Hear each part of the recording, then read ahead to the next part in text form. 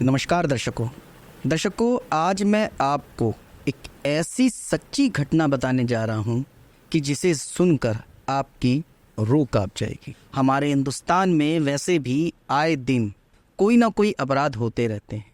आए दिन किसी न किसी महिला के साथ आपको रेप की वारदात सुनने को मिलती रहती है। आए दिन किसी ने किसी को मार दिया, कहीं लूट लिया, कहीं चोरी कर ली, इस तरीके के अपराध सुनने को मिलते रहते हैं। लेकिन आज मैं आपको एक ऐसी महिला के बारे में बताने जा रहा हूँ। खैर, महिला कहना उसको ठीक नहीं रहेगा, इस चीज़ के लिए मैं माफ़ी चाहता हूँ, क्षमा चाहता हूँ। एक ऐसी बच्ची के बारे में बताने जा रहा हूँ जो कक्षा 4 में थी, जिसके साथ जघन्य अपराध को एक व्यक्ति ने 1-2 दिन नहीं, 1-2 साल नहीं, कम से कम 9 सालों तक अंजाम दिया। जी हाँ, 9 सालों तक उस व्यक्ति ने उस बच्ची के साथ कई तरह के यौन शोषण किए। उस बच्ची की हालत ऐसी हो गई थी कि उसे संभोग की लत लग चुकी थी। वो अपनी वासना को कंट्रोल करने के लिए धूम्रपान यानी कि सिगरेट का सेवन तक करने लग गई थी। कोर्ट भी उसकी मानसिक स्थिति को देखते हुए शब्द नहीं थे कोर्ट के पास कि आखिर वह क्या करे। कोर्ट ने, जो बॉम्बे कोर्ट था, उस आरोपी की जमानत तक खारिज कर दी थी। कोर्ट भी इस बात से हैरान था कि ऐसा भी कोई कर सकता है और ऐसा भी किसी पीड़िता के साथ हो सकता है। पीड़िता की ऐसी हालत हो गई थी कि जैसा मैंने आपको बताया कि उसे लत लग चुकी थी संभोग की। जी हाँ, लत लग चुकी थी। 27 पन्नों की उस डायरी में उस पीड़िता ने जो लिखा उसे पढ़कर कोर्ट के जज भी सहम गए। लड़की 4th क्लास में पढ़ती थी, यानी कि 4थी कक्षा में। अब 4थी कक्षा में पढ़ने वाली बच्ची की क्या उम्र होगी, आप सोच सकते हैं। उसके साथ उस दरिंदे ने इस घिनौने अपराध को इस प्रकार से अंजाम दिया कि उस लड़की की मानसिक स्थिति कैसी हो गई कि कोर्ट भी इसको बयान नहीं कर पाया। यहाँ तक कि उस अपराधी का इस घिनौने अपराध में उसकी पत्नी ने भी सहयोग किया। माँ बाप कंप्लेंट करने से इसलिए बचते थे कि उस व्यक्ति के रिश्तेदार उसी बिल्डिंग में कई सारे रहते थे, जिस बिल्डिंग में इस बच्ची का परिवार भी रहता था। दरअसल हुआ यूं था, मई 2021 में पीड़िता के पिता ने पीड़िता की कंप्लेंट मुंबई के अंबोली पुलिस स्टेशन में कराई। उसमें यह जिक्र किया गया था कि हमारी बेटी किसी लड़के के साथ भाग गई है। लेकिन जब पीड़िता के पिता, उसका परिवार घर पहुंचे तो तलाशी के बाद जब उस पीड़िता की डायरी मिली तो वो भी सहम से गए।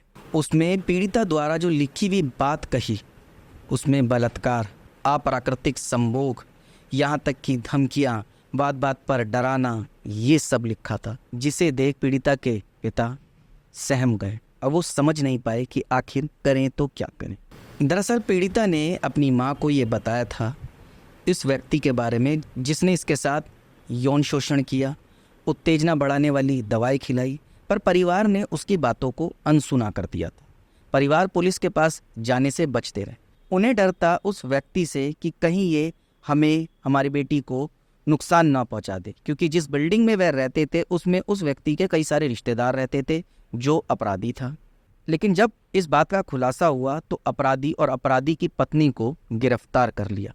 इसके अलावा कोर्ट ने यह भी बात बताया कि पीड़िता की डायरी में जो लिखा था कि जबरन वसूली और उसे ब्लैकमेल किया जाता था कि उसकी कुछ वीडियो जो हमने बनाई है उसे जारी कर दिया जाएगा, जिसके बाद तेरी और तेरे परिवार की कोई इज्जत नहीं रहेगी। इस प्रकार की कई धमकियों का जिक्र पीड़िता की डायरी में मिला। मेडिकल जांच और पीड़िता की बयान की पुष्टि करते हुए कोर्ट ने कहा कि प्रथम दृष्टया आवेदक ने पॉक्सो एक्ट धारा 3A, 7 और 11 के तहत यौन हिंसा की है।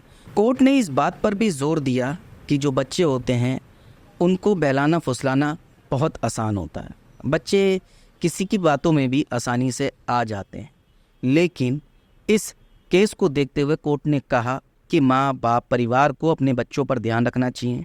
कौन आ रहा है, जा रहा है, किससे बच्चा ज़्यादा करीब हो रहा है, कौन बच्चे के करीब हो रहा है, उस पर ध्यान देना चाहिए, क्योंकि बच्चे इस उम्र में गीली मिट्टी की तरह होते। आप यकीन नहीं करेंगे, इस मामले की सुनवाई जस्टिस पृथ्वीराज के चौहान कर रहे थे। वो भी सहम गए थे इस बच्ची की डायरी पढ़ के।